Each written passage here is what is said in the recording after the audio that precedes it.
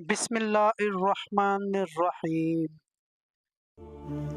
अस्सलामुअलैकुम प्यारे दोस्तों, यासर इन्फो में खुश आमदीद। प्यारे दोस्तों, आज की इस वीडियो में आपके लिए दो खूबसूरत और मुख्तसर हदीस मुबारका लेकर आया हूँ। प्यारे दोस्तों, वीडियो अच्छी लगे तो इसको लाइक और चैनल को सब्सक्राइब ज़रूर कर लें। आप सबका बहुत शुक्रिया।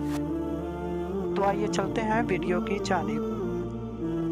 हजूर रहमत आलम सल्लल्लाहु अलैहि वसल्लम ने इरशाद फरमाया कि महराज की रात मैं मूसा अलैहिस्सलाम की कब्र के पास से गुजरा तो देखा कि वो अपनी कब्र में खड़े नमाज पढ़ रहे थे। प्यारे दोस्तों, चलते हैं दूसरी हदीस की जानिब।